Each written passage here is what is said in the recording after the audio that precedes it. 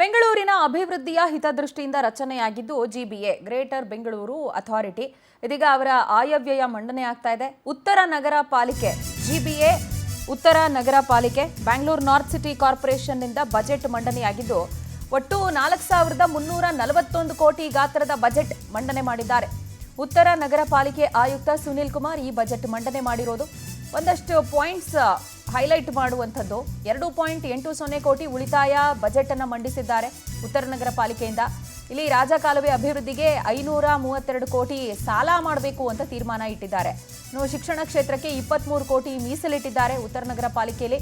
ಶಾಲಾ ಕಾಲೇಜಿನ ಗ್ರಂಥಾಲಯ ಲೈಬ್ರರಿಗಳ ಅಪ್ಗ್ರೇಡೇಷನ್ ಉನ್ನತೀಕರಣಕ್ಕೆ 50 ಲಕ್ಷ ರೂಪಾಯಿ.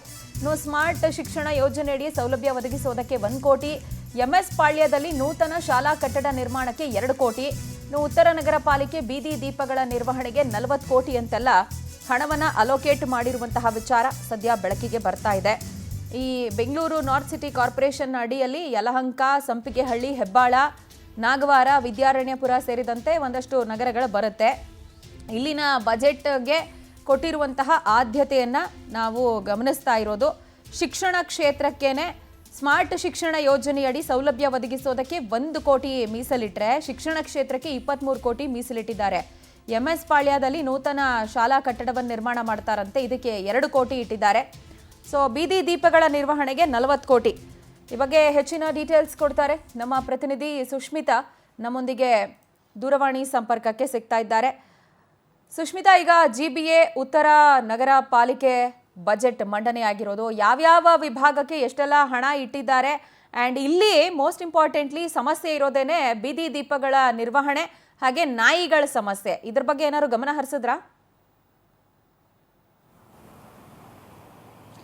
ಎಸ್ ಪ್ರಜ್ವಲ, 2 ಹಂತದಲ್ಲಿ ಇವತ್ತು ಏನು ಜಿಬಿಎಯ ಬಜೆಟ್ ಮಂಡನೆ ಆಗ್ತಾ ಇರುವಂಥದ್ದು. ನಿನ್ನೆ ಪೂರ್ವ ಹಾಗೆ ಕೇಂದ್ರ ನಗರ ಪಾಲಿಕೆ ಬಜೆಟ್ ಮಂಡನೆ ಆಗಿತ್ತು. ಇವತ್ತು ಸದ್ಯ ಉತ್ತರ ನಗರ ಪಾಲಿಕೆಯ ಬಜೆಟ್ ಕೂಡ ಮಂಡನೆ ಆಗಿದೆ. ಸರಿಸುಮಾರು 4300 ಕೋಟಿ ವೆಚ್ಚದಲ್ಲಿ ಬಜೆಟ್ ಗಾತ್ರದಲ್ಲಿ ಈ ಒಂದು ಬಜೆಟ್ ಅನ್ನ ಮಂಡನೆ ಮಾಡಲಾಗಿರುವಂಥದ್ದು. ಹಾಗೆ ಸರಿಸುಮಾರು 2.8 ಕೋಟಿಯಷ್ಟು ಒಂದು ಉಳಿತಾಯ ಬಜೆಟ್ ಅನ್ನ ಉತ್ತರ ನಗರ ಪಾಲಿಕೆ ಮಂಡಿಸಿರುವಂತಹದ್ದು. ಪ್ರಮುಖವಾಗಿ ನಾವು ಇಲ್ಲಿ ಗಮನಿಸಬೇಕಾಗಿರೋದು ಏನು ಅಂತ ಹೇಳಿದ್ರೆ, ಶಿಕ್ಷಣಕ್ಕೆ ಹೆಚ್ಚಿನ ಆದ್ಯತೆಯನ್ನು ಉತ್ತರ ನಗರ ಪಾಲಿಕೆ ಕೊಟ್ಟಿರುವಂತಹದ್ದು.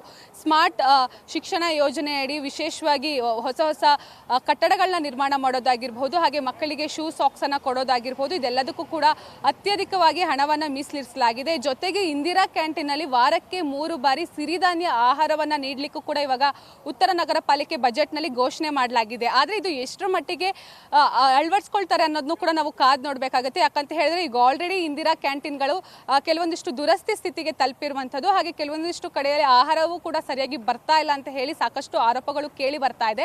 ಈ ಹಿನ್ನೆಲೆಯಲ್ಲಿ ಇಂದಿರಾ ಕ್ಯಾಂಟೀನ್ಗಳ ಅಭಿವೃದ್ಧಿಗೆ 5 ಕೋಟಿ ಮೀಸಲಿಡಿಸಿದ್ರೆ ಇದ್ರ ಜೊತೆಗೆ ಸಿರಿಧಾನ್ಯವನ್ನು ವಾರಕ್ಕೆ 3 ಬಾರಿ ನೀಡಬೇಕು ಅಂತ ಹೇಳಿ ಇವಾಗ ಈ ಒಂದು ಬಜೆಟ್ ನಲ್ಲಿ ಘೋಷಣೆ ಮಾಡಲಾಗಿದೆ. ಇದ್ರ ಜೊತೆಗೆ ಬೀದಿ ದೀಪಗಳ ಅಳವಡಿಕೆಗೂ ಕೂಡ ಸಾಕಷ್ಟು ಅನುದಾನವನ್ನ ಮೀಸಲಿರಿಸಲಾಗಿದೆ. ಜೊತೆಗೆ ಪ್ರಮುಖವಾಗಿ ಬೆಂಗಳೂರಲ್ಲಿ ನಾಯಿ ಕಾಟ ಹೆಚ್ಚಾಗಿದೆ. ಅದರಲ್ಲೂ ಕೂಡ ಉತ್ತರ ನಗರ ಪಾಲಿಕೆಯಲ್ಲೂ ಕೂಡ ಈ ಒಂದು ಬೀದಿ ನಾಯಿಗಳ ಕಾಟ ಹೆಚ್ಚಾಗಿದೆ. ಪ್ರಾಣಿ ಕಲ್ಯಾಣಕ್ಕೆ ಸರಿಸುಮಾರು 2.5 ಕೋಟಿಯಷ್ಟು ಅಧಿಕ ಹಣವನ್ನು ಕೂಡ ಮೀಸಲಿರಿಸಿರುವಂತಹದ್ದು. ಹಾಗೆ ಪ್ರಮುಖವಾಗಿ ಬೀದಿ ನಾಯಿಗಳಿಗೆ ಇಂಜೆಕ್ಷನ್ಸ್ಗಳನ್ನ ನೀಡೋದಾಗಿರ್ಬೋದು, ಹಾಗೆ ಬೀದಿ ನಾಯಿಗಳ ಆರೈಕೆಗೂ ಕೂಡ ಪ್ರತ್ಯೇಕವಾಗಿ ಶೆಲ್ಟರ್ ನಿರ್ಮಾಣಕ್ಕೂ ಕೂಡ ಇಲ್ಲಿವಾಗ ಹೆಚ್ಚಿನ ಅನುದಾನವನ್ನು ಕೂಡ ಮೀಸಲಿರಿಸಲಾಗಿದೆ. ಇದ್ರ ಜೊತೆಗೆ ಪೌರ ಕಾರ್ಮಿಕರ ಅಭಿವೃದ್ಧಿಗೂ ಕೂಡ ಸೇಮ್ ಹೇಗೆ ಪೂರ್ವ ಹಾಗೆ ಕೇಂದ್ರ ನಗರ ಪಾಲಿಕೆಯಲ್ಲಿ ಸುವಿಧಾ ಕಟ್ಟಡಗಳನ್ನ ನಿರ್ಮಾಣ ಮಾಡಲಿಕ್ಕೆ ಈಗ ನಿರ್ಧಾರ ಮಾಡಲಾಗಿದೆ. ಅದೇ ರೀತಿಯಲ್ಲಿ ಉತ್ತರ ನಗರ ಪಾಲಿಕೆಯಲ್ಲೂ ಕೂಡ ಪೌರ ಕಾರ್ಮಿಕರ ಅಭಿವೃದ್ಧಿಗೆ ಸುವಿಧಾ ಕೇಂದ್ರಗಳ ನಿರ್ಮಾಣಕ್ಕೂ ಕೂಡ ಇವಾಗ ಹಣವನ್ನ ಘೋಷಣೆ ಮಾಡಲಾಗಿದೆ. ಇದ್ರ ಜೊತೆಗೆ ಮಹಿಳೆಯರಿಗೆ ಸ್ವಾವಲಂಬಿ ಜೀವನವನ್ನ ಸಾಗಿಸಲಿಕ್ಕೆ ಅವರಿಗೆ ಎಲೆಕ್ಟ್ರಿಕ್ ವೆಹಿಕಲ್ಗಳನ್ನ ನೀಡೋದಾಗಿರ್ಬೋದು,